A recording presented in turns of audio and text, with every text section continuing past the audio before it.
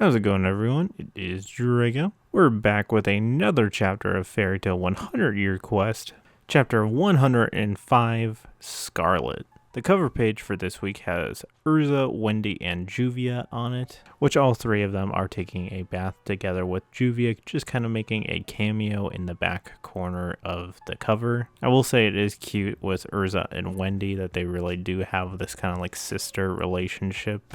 Picking up with our actual chapter, we had Erza continuing her fight with Mikaza, pretty much picking up at the point that we left her where she actually landed a strike on Mikaza, and Mikaza looks royally pissed off about this, and Erza continues to attack her using the attacks from Heaven's Wheel, which she's doing actually a really good job of blocking all the swords that Urza's attacking her with, meanwhile yelling at her that like, you will not defy my world. And Erza just does not care. She's just summoning more swords like, okay, I'll just keep attacking you. Turns out that Erza is not the only one that can summon swords. Mikaza started summoning her own swords and started attacking Erza with those swords. And it honestly seems like she can make whatever she wants in her own dimension, and she even says like, did I not tell you this is my world? Because like later in the chapter she makes chains as well, which Erza does a pretty good job of dodging it.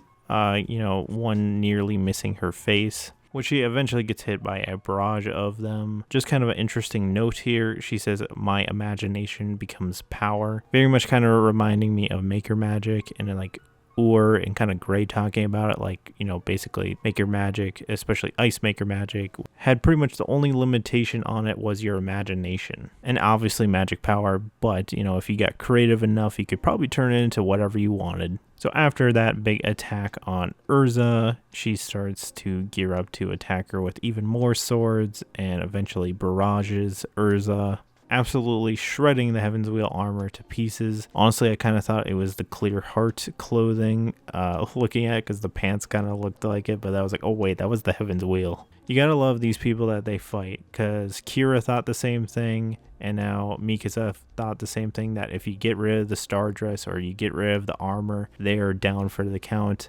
Meanwhile, Lucy and Erza, they have multiple more star dresses and armors to pick from. She just thinks because she destroyed that one Heaven's Wheel armor that Urza's done for her. Meanwhile, she whips out the Sea Empress armor, which that is an armor we don't get very often, and I was actually kind of hyped that we got it right here. Which Erza lands a nice blow against Mikaza, which Mikaza looks really into this, because she's like, where did this power come from? There's people like her in this world. This is very interesting. Which she starts summoning like space or lasers at Erza, which even Urza's like, what the heck is she hitting me with? It literally looks like she tore through space. Which, dang, she starts barraging Erza because everything around her just starts exploding and attacking her. Which, of course, Erza gets Mikaza using the attack that was only used once before while she was sparring with Kieran. I really like the shot of Misaka here where she's like introducing herself and, talking about the attack that she did on Erza, and that she should consider it an honor. And Erza just gets absolutely pummeled by her attack, causing her Sea Empress armor to shatter. Which Misaka is basically, like, ha, I broke your armor again. And Urza's just like, no big deal, requip. And she thinks she's got the high ground here by like, oh yeah, you think I'm going to let you do that again? And she starts to chain up Erza. Which, gosh dang, man, they really like to chain up Erza. She got chained up in the Tower of Heaven, Tartaros, and then here we are again. And while Urza's all chained up, Misaka is basically like, finally, this is over, my world is finally as it should be. She's gearing up to do her final attack, saying that this is the end. Get ready to feel 24 hours worth of pain. And she does the attack Blue Stream. Just when you thought Erza was out of it, she does the Adamantian Shield. Which kind of fun that she can use that shield ability without wearing that armor. Which I don't think Misaka thought too far into this. Like most of the people she's probably fought probably died before this point. Because I guess the chains that she was using, they were not magic sealing stone. They were just literally regular chains. And Erza was very much able to equip out of it, and she goes into the Armadura fairy armor and just slashes through those chains like it was no big deal. What she must have just tried to take some pointers from Wendy or even like Irene with enchanting, because she enchants her sword with heavenly body magic. And she starts to go attack Misaka, and she's like, what the heck? How can she do this? You're not allowed to do this in my world.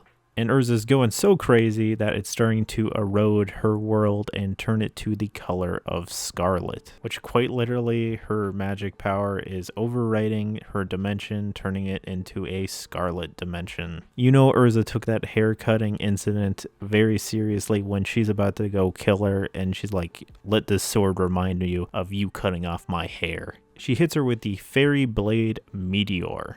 And presumably that is the end of Misaka, and Erza is victorious, and that is the end of our chapter. So my thoughts. To be honest, I didn't think we would wrap up this fight in this chapter, so I'm kind of almost feeling like she's going to get up, like we thought she's dead right here, and she's going to get up and fight again.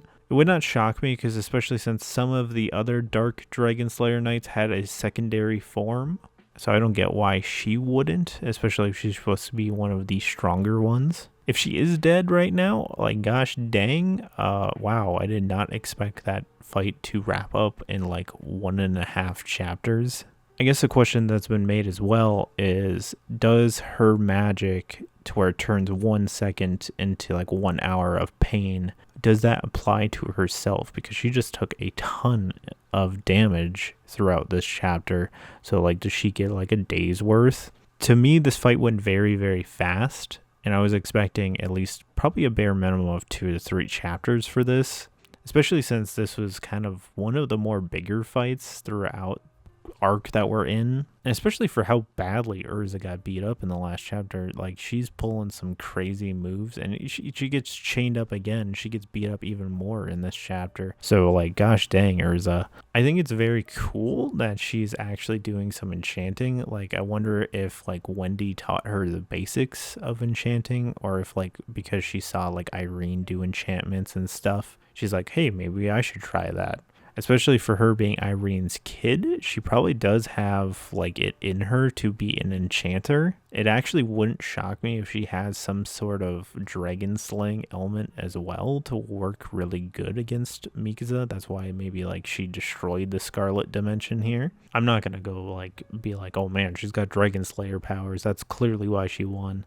I will say it will explain some of Erza's more crazier moments throughout the story. Very cool that she took Jalal's magic, so Jalal clearly taught her some things, and put it onto her sword and kind of like did Grand Chariot mixed with the Armadura Fairy Armor stuff. I know it wasn't fully Grand Chariot, she called it Fairy Blade Meteor, but I mean, it's basically comboing those two. So what do you guys think? Do you think Mikasa is actually dead, or is she going to come back in the next chapter? I kind of feel like she is. I feel like this fight went way too fast for it to be over. I very much feel like there's about to be a round 2. She's about to like activate some crazy form. If she doesn't, well, I guess we're going to see who's fighting next then. Do you guys think that Erza will keep her short hair now as well? Leave it in the comments below. I sincerely doubt she will keep the short hair, because anytime I see it, I keep thinking it's Erza Nightwalker. Otherwise, thank you for watching, and this is Drago signing out.